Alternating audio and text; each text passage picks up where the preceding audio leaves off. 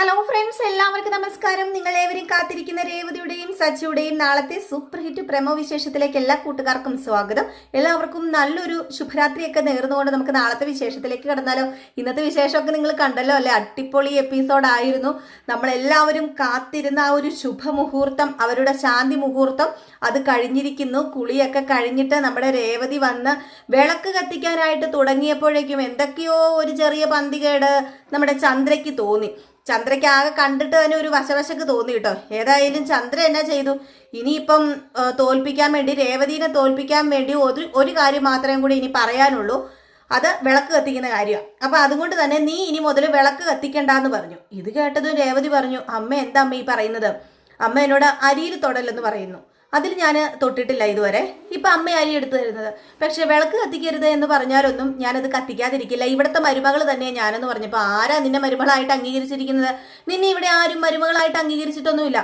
ഇവിടുത്തെ മരുമകളെ എൻ്റെ ശ്രുതിമോളാ. എൻ്റെ ശ്രുതിമോളായിരിക്കും ഇനി ഇവിടെ വിളക്ക് കത്തിക്കാൻ പോകുന്നത്. എൻ്റെ ശ്രുതിമോള് വിളക്ക് കത്തിച്ചാൽ ഇവിടെയൊക്കെ വിളങ്ങും, അല്ലാതെ നീ വിളക്ക് കത്തിച്ചാൽ ഇവിടെ വിളങ്ങുകയല്ല, മുടിയുക ചെയ്യുന്നതെന്ന് പറഞ്ഞു.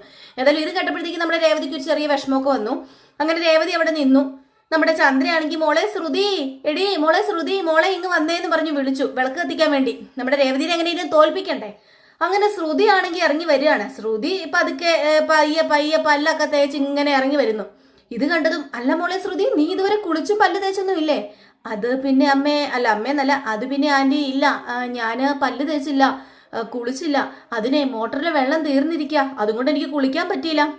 അതെ, ആന്റി ഒരു കാര്യം ചെയ്യുമോ, ആ മോട്ടർ ഒന്ന് ഇട്ടേക്കുവോ, എനിക്ക് ഇനി എക്സസൈസ് ഒക്കെ ചെയ്യാനുണ്ട്, അതൊക്കെ കഴിഞ്ഞിട്ട് ഞാൻ കുളിക്കുന്നോളെന്ന് പറഞ്ഞു. ഏതായാലും നമ്മുടെ ചന്ദ്രയ്ക്ക് ശ്രുതി എന്തെങ്കിലും പറഞ്ഞാൽ തിരിച്ചു പറയാൻ പറ്റുമോ? ചെയ്യരുത്, നീ വിളക്ക് കത്തിച്ചിട്ട് ഇനി എക്സസൈസ് ചെയ്താൽ മതി എന്നൊന്നും പറയാൻ പറ്റില്ല. കാരണം അങ്ങനെ നമ്മുടെ ചന്ദ്ര പറയില്ല. അതുകൊണ്ട് തന്നെ ചന്ദ്ര പറഞ്ഞു, ആ ആ ഒരു കാര്യം ചെയ്യുക, മോള് പൊക്കോ, മോള് പോയി പല്ല് തേച്ച് കുളിച്ച് എക്സസൈസ് ഒക്കെ ചെയ്യുക, അല്ലെങ്കിൽ മോളുടെ ശരീരത്തിന് തന്നെ അത് കേടെന്ന് പറഞ്ഞു. അപ്പോഴത്തേക്കും നമ്മുടെ രേവതി പറഞ്ഞു, അല്ലമ്മേ എങ്കിൽ പിന്നെ ഞാൻ പോയി വിളക്ക്, നീ എന്താണെന്ന് വെച്ചാൽ ചെയ്യുക, നീ വിളക്ക് കത്തിച്ചോ. ഞാൻ വിളക്ക് കത്തിച്ചോളാം എന്ന് പറഞ്ഞ് നമ്മുടെ രേവതി സന്തോഷത്തോടു കൂടി വിളക്ക് കത്തിക്കാൻ പോയി. ഏതായാലും നമ്മുടെ ചന്ദ്രമതി അവിടെ ഡിമ്മായി എന്ന് വേണം പറയാന്. അവിടെ 100ന്റെ ബൾബ് തിളങ്ങുമെന്നോർത്ത് വന്ന് നമ്മുടെ ചന്ദ്രമതി ഏതായാലും അവിടെ ഇരുട്ടിന്റെ അവസ്ഥയിലായി പോയി എന്നുള്ളതാണ് യാഥാർത്ഥ്യം. കാരണം ഒരിക്കലും ശ്രുതി രാവിലെ എണീക്കുകയോ ശ്രുതി വിളക്ക് കത്തിക്കാനോ ഒന്നും പോകുന്നില്ല. ശ്രുതി എണീറ്റ് വരുമ്പോൾ തന്നെ 10 മണിയാകും. പിന്നെ എങ്ങനെയാ ശ്രുതി വിളക്ക് കത്തിക്കുന്നത്? അതുകൊണ്ട് തന്നെ നമ്മുടെ രേവതിക്ക് തന്നെ അതിനുള്ള ആ ഒരു ഭാഗ്യമുള്ളൂ. ദൈവത്തിനും നമ്മുടെ രേവതി വിളക്ക് കത്തിക്കുന്ന ആയിരിക്കും അല്ലേ ഇഷ്ടം. ഏതായാലും വിളക്കൊക്കെ കത്തിച്ചിട്ട് വീണ്ടും ചിരിച്ച് ആണ് നമ്മുടെ രേവതി ഇറങ്ങി വരുന്നത്. രേവതി ചിരിക്കുന്നത് കാണുന്നതേ കുശുമ്പാണ് ചന്ദ്രയ്ക്ക്. ചന്ദ്ര ഓർക്കും, ഇത് എന്ത് പറ്റി, ഇവളിങ്ങനെ സ്പീഡിൽ ഓരോ കാര്യങ്ങളൊക്കെ ചെയ്യുന്നു. ഇതിപ്പം എൻ്റെ ശ്രുതിമോള് പോകുന്ന പോക്ക് കണ്ടിട്ട് ഇവിടെ ഒന്നും നിൽക്കുമെന്ന് തോന്നുന്നില്ല. അവള് പതിയെ ഓരോന്ന് ചെയ്തത്. പക്ഷെ ഇവക്കിന്ന് ഭയങ്കര സന്തോഷവും അതുപോലെ പെട്ടെന്ന് ജോലിയും ചെയ്ത് തീർക്കാൻ വേണ്ടിയുള്ള ഒരു ഉത്സാഹവും എന്തോ സംഭവിച്ചിട്ടുണ്ടല്ലോ എന്നൊക്കെ ഓർത്ത് ഇങ്ങനെ ചന്ദ്ര നിൽക്കുമ്പോഴാണ് നമ്മുടെ സച്ചി ഒരു അടിപൊളി ഒരു ഒന്നൊന്നര സ്വപ്നം കാണുന്നത്. അത് സ്വപ്നമാണ് കേട്ടോ. നമ്മുടെ സച്ചി കാണുന്ന സ്വപ്നം വേറൊന്നുമല്ല, നമ്മുടെ രേവതി പ്രഗ്നന്റ് ആണ്. പ്രഗ്നന്റ് ആയ രേവതിയെ ഹോസ്പിറ്റലിൽ കൊണ്ടുപോയി ലേബർ റൂമിനകത്ത് കയറ്റി കഴിഞ്ഞപ്പോഴത്തേക്കും ടെൻഷൻ അടി. ആർക്ക്? ഭർത്താവായ സച്ചിക്ക്. സച്ചി ലേബർ റൂമിന്റെ വെളിയിൽ നിന്ന് അങ്ങോട്ടും ഇങ്ങോട്ടും ഒക്കെ പാഞ്ഞു നടക്കുകയാണ്. അപ്പോഴേക്കുമാണ് ഒരു കുട്ടിയുടെ സൗണ്ട് കേട്ടതും സിസ്റ്റർ ഒരു കുട്ടീനെ എടുത്തോണ്ട് വന്നത്. അങ്ങനെ സിസ്റ്റർ ഒരു കുട്ടീനെ എടുത്തോണ്ട് വരുന്നു. കൂടെ വേറൊരു കുട്ടിയും കൂടെ ഉണ്ട് കേട്ടോ. അപ്പൊ 2 കുട്ടികളെ എടുത്തോണ്ട് വരിക. അപ്പോഴത്തേക്കും ആദ്യം ഒരു കുട്ടീനെ കണ്ടതും സന്തോഷത്തോടു കൂടി നമ്മുടെ സച്ചി അങ്ങ് ചെല്ലാനായിട്ട് തുടങ്ങി. അപ്പോഴത്തേക്കാണ് അടുത്ത കുട്ടി പുറകെ വരുന്നത്. അപ്പൊ ഇതെന്താ ഡബിളോ? അല്ല സിസ്റ്റർ, ഇതെന്താ ഇരട്ടക്കുട്ടികളാണോ? ഹേയ്, ഇരട്ടക്കുട്ടികളല്ല. അപ്പൊ അടുത്തൊരു കുട്ടീനെയും കൂടെ എടുത്തോണ്ട് വന്നപ്പോഴത്തേക്കും ഇതെന്താ 3 എണ്ണോ? ഹേയ്, 3 എണ്ണം അല്ല. അപ്പൊ അടുത്തൊരു കുട്ടീനെയും കൂടെ എടുത്തോണ്ട് വരിക. അങ്ങനെ ഒരു 3-4-5 കുട്ടികളെ എടുത്തോണ്ട് വരുന്നത് നമ്മുടെ സച്ചി, അയ്യോ വേണ്ട, എനിക്ക് വേണ്ട, അയ്യോ എൻ്റെ കാറിന്റെ ഡ്യൂവ്, പലിശ, അയ്യോ എൻ്റെ കാറ് വർക്ക്ഷോപ്പിലാ, അത് ഇറക്കണം, അതിൻ്റെ കൂടെ ഇതൊന്നും ശരിയാവില്ല, അയ്യോ എനിക്ക് വേണ്ട, എനിക്ക് 5 കുട്ടികളെ വേണ്ട, 6 കുട്ടികളെയും വേണ്ട, എനിക്ക് ഒരു കുട്ടീനെ മതിയെന്നും പറഞ്ഞ് കിടന്ന് കരയാണ്. അങ്ങനെ കരഞ്ഞ് കാറി നിലവിളിക്കുക. എവിടെ കിടന്ന്? കിടക്കപ്പായി കിടന്ന്, കട്ടിലേ കിടന്നാണ് കാറി നിലവിളിക്കുന്നത്. ഇന്നലത്തെ ഹാങ് ഓവർ ഉണ്ട് നമ്മുടെ സച്ചിക്ക്. അപ്പൊ അത് ഓർത്തിട്ടൊക്കെയാന്ന് തോന്നി. ഇനിയിപ്പോ കുട്ടികൾ 5 എണ്ണം ഉണ്ടായി കഴിഞ്ഞിട്ടുണ്ടെങ്കിൽ എൻ്റെ ഈശ്വര, എൻ്റെ സച്ചി എന്നും പറഞ്ഞുകൊണ്ടാണ് അല്ല സോറി, എൻ്റെ ഈശ്വര എൻ്റെ സച്ചി എന്നല്ല, എൻ്റെ ഈശ്വര എൻ്റെ രേവതി എന്നും പറഞ്ഞുകൊണ്ടാണ് നമ്മുടെ സച്ചി കിടന്ന് കരയുന്നത് കേട്ടോ. ഏതായാലും സച്ചിയുടെ ഈ കരച്ചിൽ ആദ്യം ഏത് ചെവിയിലാണ് എത്തുന്നത്? രവീന്ദ്രന്റെ ചെവിയിലാണ്. രവീന്ദ്രൻ ഇത് എന്ത് പറ്റി ഇവൻ കിടന്ന് കരയുന്നത് എന്ന് പറഞ്ഞ് രവീന്ദ്രൻ ഓടി ചെല്ലുകയാണ്. ഓടി ചെന്ന് കഴിഞ്ഞപ്പോഴത്തേക്കും എന്താ പറ്റി മോനെ എന്ന് ചോദിച്ചു. എന്താ സച്ചി എന്ന് ചോദിച്ചപ്പോൾ വേണ്ട അച്ഛാ, എനിക്ക് വേണ്ട, എനിക്ക് ഇത്രയും പിള്ളേരെ വേണ്ട. ഇത്രയും പിള്ളേരെ ഉണ്ടെങ്കിലേ എൻ്റെ CC, എൻ്റെ വാടക, എൻ്റെ കാറ് വർക്ക്ഷോപ്പിലാ, അതും ഇറക്കണം. ഇത്രയും പിള്ളേരെ കൊണ്ട് ഒരിക്കലും അതൊന്നും സാധിക്കില്ല. പഠിപ്പിക്കണം, എന്തൊക്കെ ചെയ്യണം പിള്ളേർക്ക് വേണ്ടി, എല്ലാവർക്കും ഡ്രസ്സ് മേടിക്കണം, ഭക്ഷണം ഉണ്ടാക്കണം. അയ്യോ എനിക്കതൊന്നും ഓർക്കാൻ വയ്യച്ചാന്നും പറഞ്ഞുകൊണ്ട് ഭയങ്കര കാർച്ച. അപ്പോഴും ആ ഉറക്കത്തിൽ നിന്ന് ഇങ്ങ് തെളിഞ്ഞു വന്നിട്ടില്ല കേട്ടോ നമ്മുടെ സച്ചി. അപ്പോഴത്തേക്ക് നമ്മുടെ രേവതി വന്നു. രേവതി വന്നിട്ട് പതുക്കെ എന്താ പറ്റിയത്, എന്താ നിങ്ങൾക്ക് പറ്റിയത് എന്നിങ്ങനെ ചോദിച്ചപ്പോഴത്തേക്കും, അതെ നീ ഹോസ്പിറ്റലിലല്ലേ, നിന്നെ ഡിസ്ചാർജ് ചെയ്തോ, നീ ഇവിടെ എത്തിയോ, ഇതെന്താ ഇങ്ങനെ, ശോ എന്താ നിങ്ങൾക്ക് പറ്റിയത്? അതെ ഞാനിപ്പോൾ എവിടെയാ, ഞാനിപ്പം ഹോസ്പിറ്റലല്ലേ. ശോ എൻ്റെ പൊന്നോ, നിങ്ങളിപ്പം വീട്ടിലാ ഉള്ളത്. ഞാൻ വീട്ടിലാണല്ലേ. എന്താടാ സച്ചി പറ്റിയത് എന്നിങ്ങനെ നമ്മുടെ രവീന്ദ്രൻ ചോദിച്ചു. അപ്പം രവീന്ദ്രനോട് സച്ചി പറഞ്ഞു, അതെ എനിക്കൊരു അഞ്ച് മക്കളുണ്ടായി. ആ 5 മക്കൾ എന്തേ, അതിങ്ങളെ ഒന്നും കാണുന്നില്ലല്ലോ എന്നിങ്ങനെ പറഞ്ഞപ്പോ, 5 മക്കളോ, ഇപ്പൊ എനിക്ക് മനസ്സിലായി, എടാ നീ സ്വപ്നം കണ്ടതാടാന്ന് പറഞ്ഞു. അപ്പൊ നമ്മുടെ രേവതി ഒന്ന് ചിരിച്ചു കേട്ടോ. രേവതി വല്ലാണ്ട് ചിരിച്ച് നാണത്തോടു കൂടി ഇങ്ങനെ നിൽക്കുകയാണ്. അപ്പൊ രവീന്ദ്രൻ പറഞ്ഞു, എന്താണെങ്കിലും നീ കണ്ട സ്വപ്നം അത് നല്ല സ്വപ്നം തന്നെയാ. നല്ല സ്വപ്നമോ? ഓ ശരിയാവില്ല. 5 മക്കളോ? അതൊന്നും എനിക്ക് വേണ്ട. ഞാൻ കഷ്ടപ്പെടുന്ന കാണാനാണോ അച്ഛന് ഇഷ്ടം? എന്റെ പൊന്നടാ, നീ ഒരു കാര്യം ചെയ്യ, എണീറ്റ് പല്ല് തേച്ചിട്ട് കാപ്പി കുടിക്കുക. അല്ലാതെ നീയേ ഇവിടെ കിടക്കാതെ, അല്ല നിനക്ക് ഓട്ടം ഉണ്ടല്ലോ, ഓട്ടത്തിന് പോ. ഓട്ടം ഉണ്ട്, എനിക്ക് ഓട്ടത്തിന് പോകണം എന്നൊക്കെ പറഞ്ഞിങ്ങനെ നമ്മുടെ സച്ചി. അങ്ങനെ രവീന്ദ്രൻ അങ്ങ് പോയി. രേവതി അവിടെ ചെറിയൊരു നാണത്തോടൊക്കെ കൂടി ആ ഒരു മൂലയിൽ ഇങ്ങനെ നിൽക്കുകയാണ് കേട്ടോ. ഏതായാലും രേവതിയുടെ മുഖത്ത് നോക്കാൻ സച്ചിക്ക് ഭയങ്കര നാണമാണ്. സച്ചി പതിയെ എണീറ്റ് നേരെ ടോയ്ലറ്റിലേക്ക് പോകാൻ വേണ്ടി ഇങ്ങനെ എണീറ്റു. അപ്പോഴത്തേക്ക് നമ്മുടെ സച്ചിക്ക് പെട്ടെന്ന് തന്നെ ഒരു ബോധോദയം ഉണ്ടായത്. സച്ചി പറഞ്ഞു, അതെ ഇന്നലെ ചെറിയ എന്തൊക്കെയോ തെറ്റുകൾ സംഭവിച്ചു, എന്നോട് ക്ഷമിക്കണം കേട്ടോ, ഇനി ഒരിക്കലും ഞാനത് ആവർത്തിക്കില്ലെന്ന് പറഞ്ഞു. അപ്പോഴത്തേക്ക് നമ്മുടെ രേവതി വീണ്ടും ചിരിച്ചിങ്ങനെ നിൽക്കുകയാണ് കേട്ടോ. സച്ചി പെട്ടെന്ന് ബാത്റൂമിനകത്തും കയറി പോയിട്ടോ. സച്ചിക്ക് കാര്യങ്ങൾ ഓർക്കുമ്പോൾ ചെറിയ നാണം വരുന്നുണ്ട്. ഏതായാലും നമ്മുടെ രേവതിക്ക് ഇഷ്ടപ്പെട്ട സംഗതി, രേവതി ആഗ്രഹിച്ച കാര്യങ്ങളൊക്കെ തന്നെയാണ് നടന്നത്. രേവതി എന്നിട്ട് പതുക്കെ അലമാര തുറന്ന് പതുക്കെ അതിനകത്തുനിന്ന് ഒരു ഷർട്ടും ഒരു ജീൻസും എടുത്തിട്ട് അത് തേക്കാണ് കേട്ടോ. അങ്ങനെ ഭർത്താവിന്റെ എല്ലാ കാര്യങ്ങളും ഒക്കെ ചെയ്യാനുള്ള അവകാശം ഇനി തനിക്കുണ്ട് എന്ന് രേവതി തന്നെ സ്വയം മനസ്സിലാക്കി തുടങ്ങി. അങ്ങനെ ഷർട്ടും ജീൻസൊക്കെ തേച്ചു വെച്ചു രേവതി. അത് കഴിഞ്ഞിട്ട് പതുക്കെ വെളിയിലേക്ക് ഇറങ്ങി കിച്ചണിലേക്ക് പോകാൻ തുടങ്ങിയപ്പോഴത്തേക്ക് ചിരിച്ചോണ്ടാണ് പോകുന്നത്. അപ്പൊ വീണ്ടും നമ്മുടെ ചന്ദ്ര ഇത് കണ്ടിട്ട്, ഇതെന്ത് പറ്റി ഇവള് ചിരിച്ചോണ്ട് പോകുന്നത്? എടി നീ അവിടെ നിൽക്കണേ രേവതി, സമയം എത്രയായെന്ന് നിനക്കറിയാമോ? അത് പിന്നെ 9 മണിയായി. അതെനിക്കറിയാം. അല്ല നീ ഇതുവരെ ഒരു ചായ പോലും ഇട്ടില്ലല്ലോ, എന്തു പറ്റി നിനക്ക് നാണം ഉണ്ടോടി? നീ അതെന്താ മറന്നുപോയോ, അതോ ഇന്നലത്തെ പനിയുടെ ഹാങ് ഓവർ ആണോ നിനക്ക്? നീ എവിടെയാ നോക്കുന്നത്? നീ ഇങ്ങോട്ട് ശ്രദ്ധിക്കാൻ പറഞ്ഞു. ഏതായാലും ഈ ഒരു സമയത്തൊക്കെ നമ്മുടെ രേവതി ഇങ്ങനെ ചിരിച്ചോണ്ട് നിൽക്കുകയാണ്. സാധാരണ നമ്മുടെ ചന്ദ്ര പറയുമ്പോഴത്തേക്കും ദേഷ്യപ്പെടുന്നതാണല്ലോ. അപ്പോഴത്തേക്കും നമ്മുടെ രേവതിക്ക് ദേഷ്യമൊന്നും വരുന്നില്ല കേട്ടോ. ആ ഒരു ചിരി നാണത്തോടൊക്കെ കൂടി തന്നെ നിൽക്കുകയാണ്. എന്നിട്ട് നമ്മുടെ രേവതി പറഞ്ഞു, അതെ ഒരു 5 മിനിറ്റ് അമ്മേ, ഞാൻ ഇപ്പൊ തന്നെ കാപ്പി ഇട്ടോണ്ട് തരാം. അമ്മയ്ക്ക് കാപ്പി കിട്ടിയാ പോരെ, ഒരു 5 മിനിറ്റ് ഞാൻ ഇപ്പൊ ഇട്ടോണ്ട് തരാട്ടോ എന്ന് പറഞ്ഞുകൊണ്ട് നേരെ കിച്ചണിലേക്ക് പോയപ്പോഴത്തേക്കും നമ്മുടെ ചന്ദ്ര, ഇതെന്ത് പറ്റി ഇവളെന്തൊക്കെ ഈ പറയുന്നത്? അല്ല ഇവൾ ഇങ്ങനെയൊന്നും അല്ലല്ലോ ഇത്രയും നാൾ സംസാരിച്ചുകൊണ്ടിരുന്നത്. ആകെ മൊത്തം ഇവക്കൊരു മാറ്റമാണല്ലോ. എന്തോ നടന്നിട്ടുണ്ട്.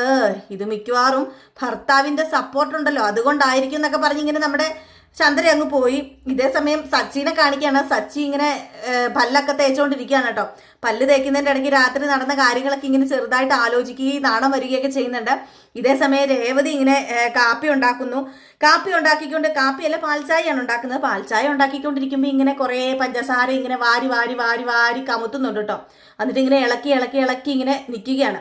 ഇതേ സമയം നമ്മുടെ ചന്ദ്രയാണെങ്കിൽ, ഇനിയിപ്പം രാത്രി ശാന്തി മുഹൂർത്തം വല്ലതും നടന്നു കാണുമോ, അതായിരിക്കുമോ അവൾ ഇങ്ങനെയൊക്കെ ചെയ്യുന്നത്, എന്തായിരിക്കും പ്രശ്നം എന്നൊക്കെ പറഞ്ഞുകൊണ്ട് ഇങ്ങനെ മനസ്സിൽ ഇങ്ങനെ വിചാരിച്ചുകൊണ്ടിരുന്നപ്പോഴത്തേക്ക് രവീന്ദ്രൻ വന്നിട്ട്, എന്ത് പറ്റി നിനക്ക്, എന്താ ചന്ദ്രൻ, നീ എന്താ ഈ ആലോചിച്ച് കൂട്ടുന്നത്?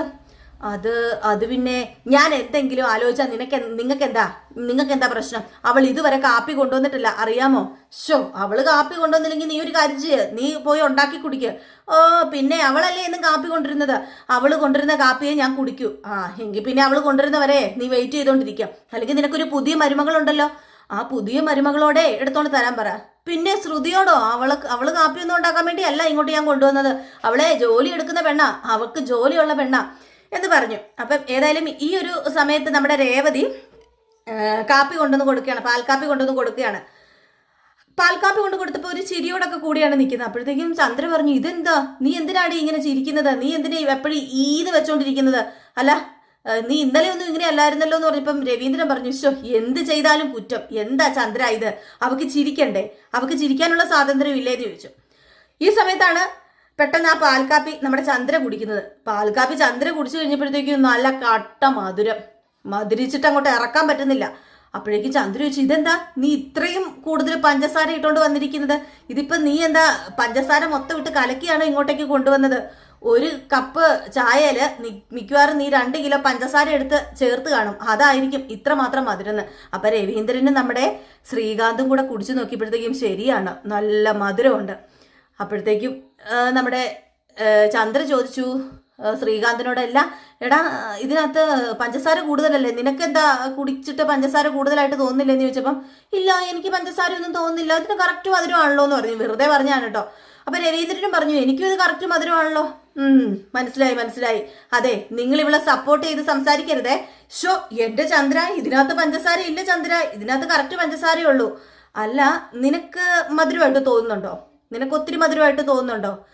എനിക്ക് മധുരമായിട്ട് തോന്നുന്നുണ്ട്. ഇവള് മിക്കവാറും എനിക്ക് മാത്രം മധുരം കൂടുതലിട്ട് കൊണ്ടുവന്നതായിരിക്കും. അതുകൊണ്ട് തന്നെയാ ഇവളുടെ വിചാരം ഞാൻ പെട്ടെന്ന് ചാകണം എന്നാണല്ലോ. അപ്പൊ അതുകൊണ്ടായിരിക്കും എന്ന് പറഞ്ഞപ്പോഴത്തേക്കും രവീന്ദ്രൻ പറഞ്ഞു, അതൊന്നുമല്ല, ഏതായാലും എനിക്കും ശ്രീക്കും മധുരം ഒത്തിരി കൂടുതലൊന്നും തോന്നുന്നില്ല. അപ്പൊ നിനക്ക് കൂടുതൽ തോന്നുന്നുണ്ടെങ്കിൽ അതെ, അതെന്താണെന്ന് അറിയാമോ? നിനക്ക് അസുഖം തുടങ്ങിയിട്ടുണ്ട്, അതുകൊണ്ടാ.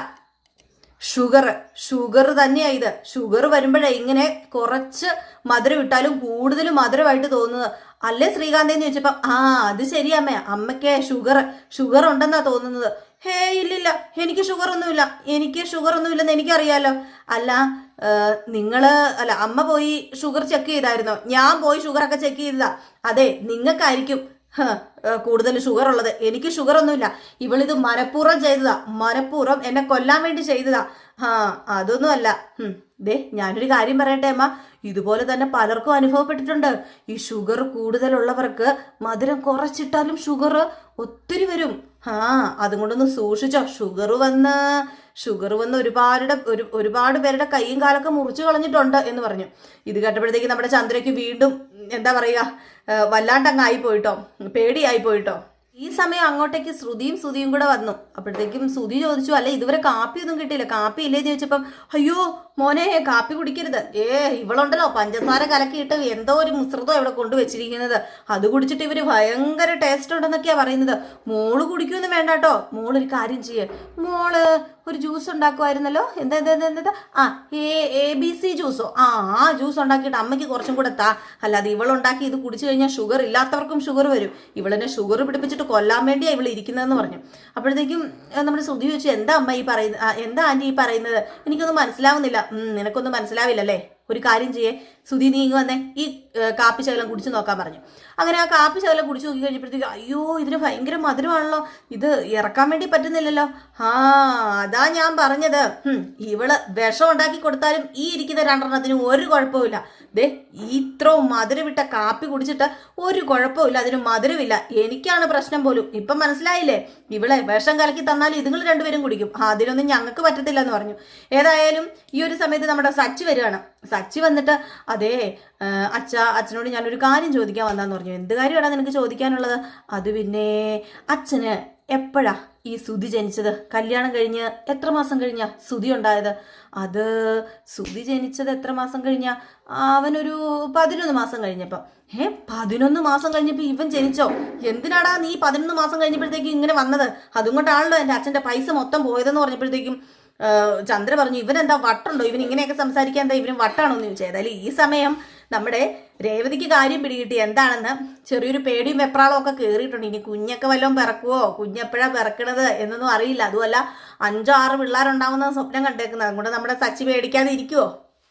ഇത് കേട്ട് കഴിഞ്ഞപ്പോഴത്തേക്കും നമ്മുടെ ശ്രീകാന്ത് ചോദിച്ചു, ഇതെന്ത് പറ്റി, നീ എന്തിനാ ഇപ്പം സച്ചിയേട്ടാ ഇപ്പം ഇങ്ങനെയൊക്കെ വന്ന് ചോദിക്കുന്നത്? അതെന്തു ആയിക്കോട്ടെ, അല്ല ഞാൻ ചോദിച്ചതിന് മറുപടി പറയച്ചാ. അപ്പം ഞാനുണ്ടായത് എത്ര മാസം കഴിഞ്ഞാ? എന്റെ പൊന്ന് സച്ചി, ഇതൊക്കെ നീ ഇപ്പം എന്തിനാ അറിയുന്നത്? അങ്ങനെ രവീന്ദ്രനെ ഓടിച്ചു വിടുകയാണ് നമ്മുടെ സച്ചിനെ. അങ്ങനെ സച്ചി പെട്ടെന്ന് റൂമിനകത്തേക്ക് കയറി പോകാൻ തുടങ്ങിയപ്പോഴത്തേക്ക് രേവതിനെ അങ്ങ് പെട്ടെന്ന് അങ്ങ് ഇടിച്ചപ്പോഴത്തേക്കും അയ്യോ സോറി അറിയാതെ ദേഹത്ത് തൊട്ടാന്ന് പറഞ്ഞേ. അപ്പോഴത്തേക്കും രേവതി ചോദിച്ചു, അതിനിപ്പോൾ എന്താ കുഴപ്പം? അപ്പം രവീന്ദ്രൻ ചോദിച്ചു, എന്താടാ നീ കാണിക്കുന്നത്, നിന്റെ കെട്ടിയോളുടെ ദേഹത്തൊന്ന് മുട്ടിയെന്ന് പറഞ്ഞ് സോറി ചോദിക്കേണ്ട കാര്യമുണ്ടോ എന്ന് ചോദിച്ചപ്പോൾ ഒന്നുമില്ല ഞാൻ ഇപ്പം തന്നെ മുറി പൊക്കോളാമേ എന്ന് പറഞ്ഞ് മുറിയിലേക്ക് പോകാൻ തുടങ്ങിയപ്പോഴത്തേക്ക് സുധി അവിടെ നിൽക്കുക. സുധീനെ കണ്ടോണ്ടേ 11 മാസമായപ്പം ജനിച്ചവനെ നീ എന്തിനാണോ ഇങ്ങോട്ട് പറഞ്ഞു വന്നത്? അതുകൊണ്ടല്ലേടാ എൻ്റെ അച്ഛൻ്റെ പണമെല്ലാം പോകുന്നതെന്ന് ചോദിച്ചോണ്ട് പുറത്തോണ്ട് സത്യം പറഞ്ഞാൽ വിടുവില്ല, വെള്ളിയാഴ്ചയില്ല. നമ്മുടെ സച്ചി ഇങ്ങനെ നിലാവത്തഴിച്ചു വിട്ട കോഴീനെ പോലെ നടക്കുന്നുണ്ട് കേട്ടോ. അപ്പോൾ ഇതൊക്കെ കോർത്തിണക്കിക്കൊണ്ട് ഒരു അടിപൊളി വിശേഷമാണ് നാളെ നമ്മൾ കാണാൻ പോകുന്നത്. സച്ചിൻ രേവതിയും മാത്രമുള്ളൊരു വിശേഷമാണ് നാളെ. സച്ചിൻ രേവതിയുടെ കൂടുതൽ എന്താ പറയുക രംഗങ്ങൾ ഉള്ള ഒരു വിശേഷം തന്നെയാണ് നമുക്ക് നാളെ കിട്ടിയിരിക്കുന്നത്. അപ്പോൾ എല്ലാവരും കാത്തിരിക്കുക, രാവിലെ തന്നെ ഫുൾ വിശേഷമായിട്ട് കാണാം കേട്ടോ. അപ്പോൾ എല്ലാവർക്കും വീണ്ടും ഒരു ശുഭരാത്രിയൊക്കെ നേർന്നുകൊണ്ട് നിർത്തുന്നു. Tata bye bye.